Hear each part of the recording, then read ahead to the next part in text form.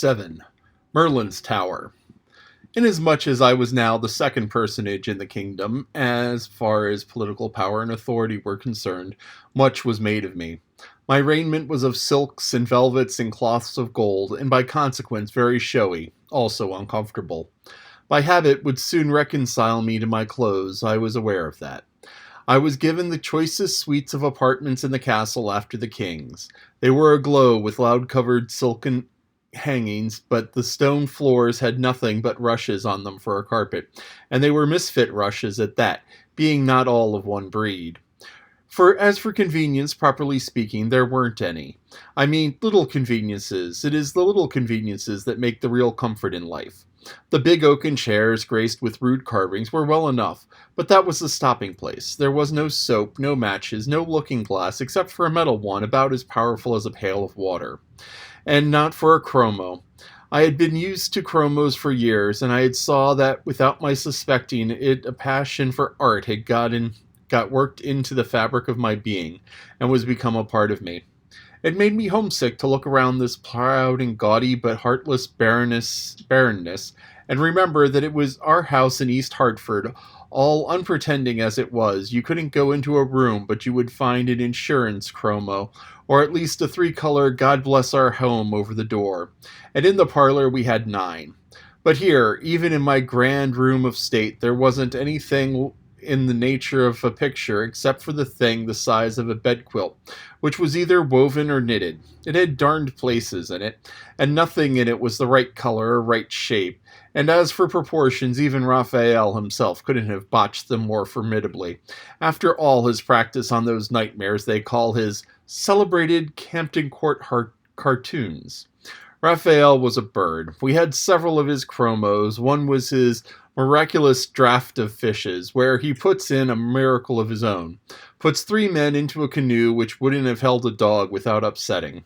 I always admired to study R's art, but it was so fresh and unconventional. There wasn't even a bell or a speaking tube in the castle.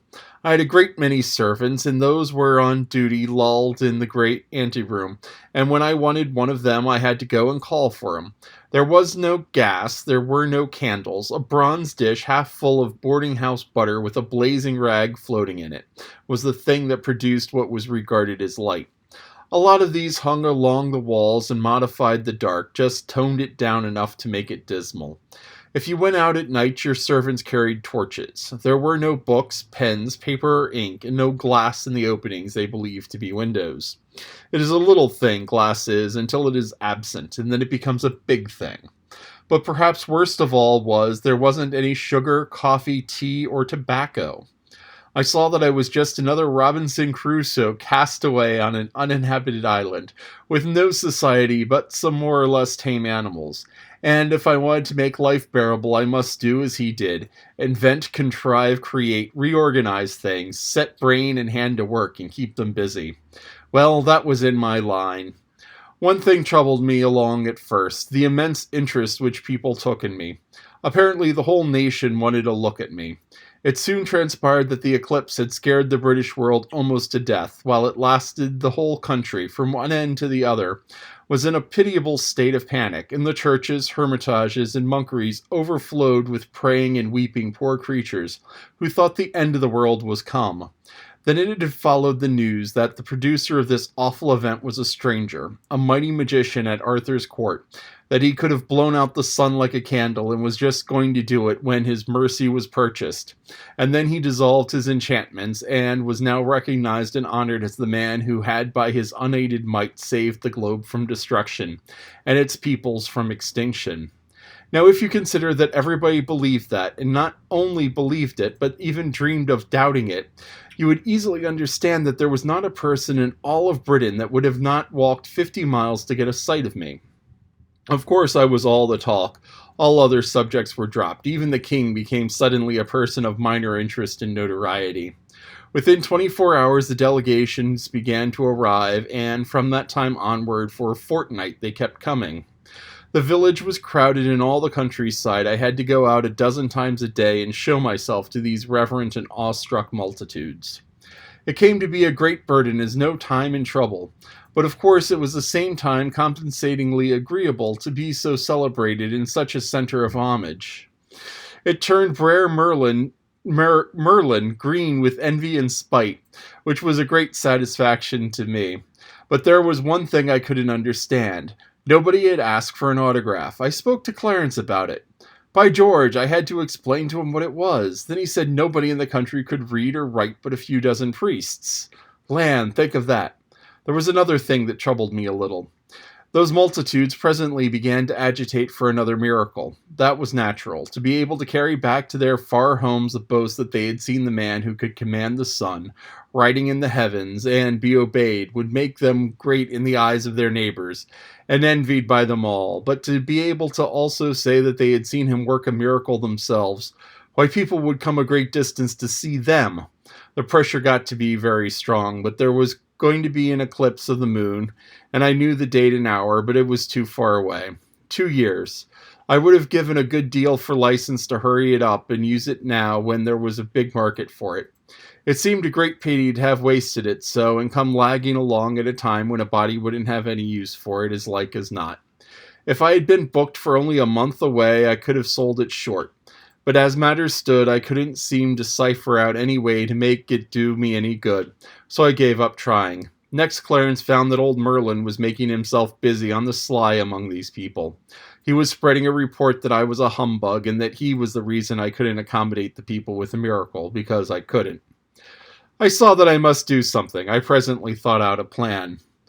By my authority as executive, I threw Merlin into prison, the same cell I had occupied myself. Then I gave public notice by herald and trumpet that I should be busy with affairs of state for a fortnight. But about the end of that time I would take a moment's leisure and blow up Merlin's stone tower by fires from heaven. In the meantime, whoso listened to evil reports about me, let him beware. Furthermore, I would perform this but one miracle at this time and no more.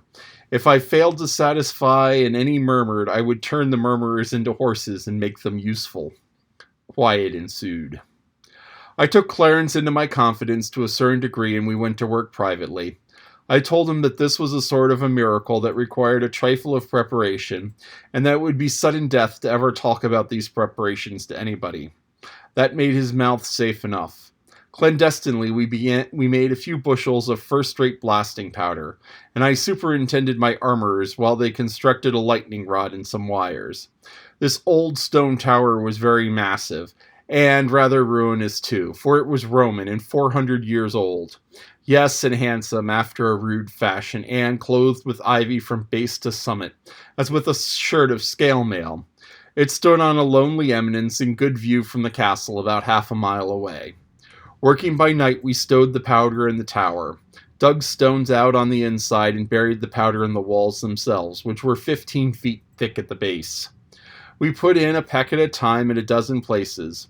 We could have blown up the Tower of London with these charges.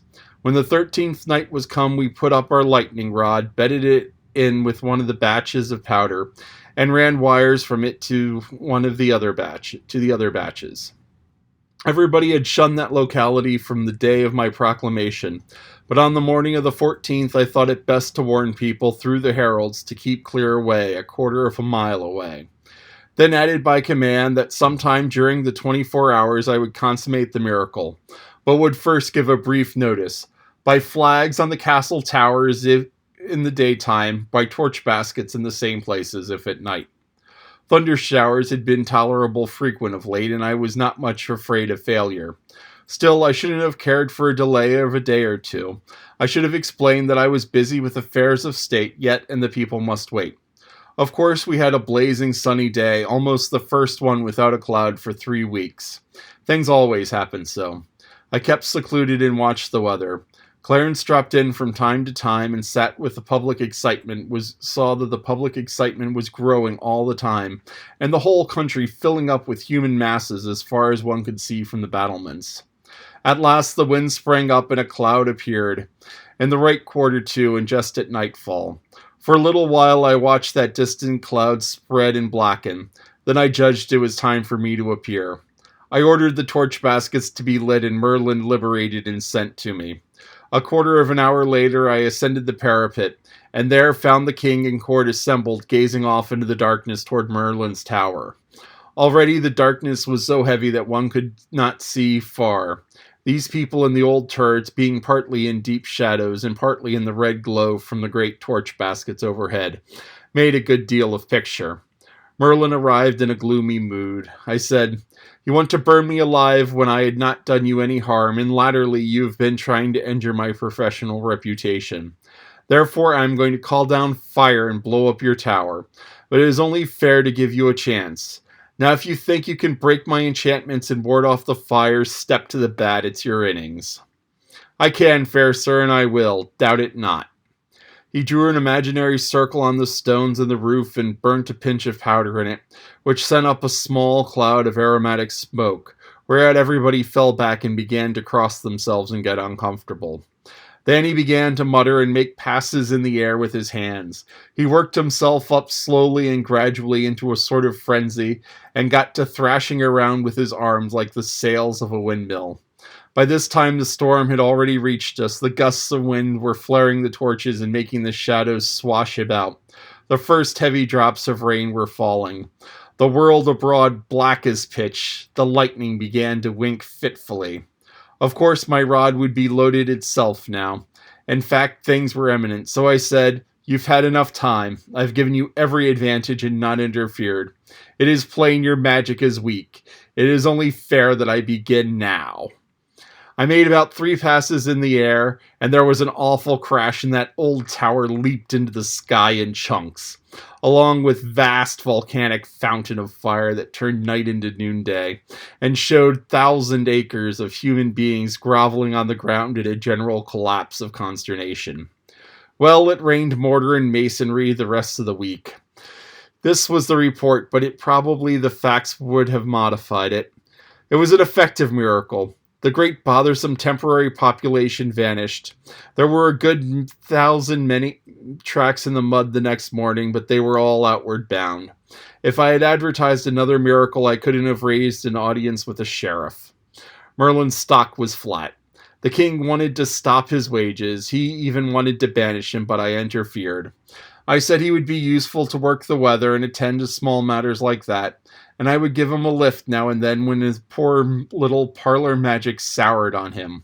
There wasn't a rag of his tower left, but I had the government rebuild it for him and advised him to take boarders. But he was too high-toned for that. As for being grateful, he never said thank you. He was a rather hard lot, take him how you might.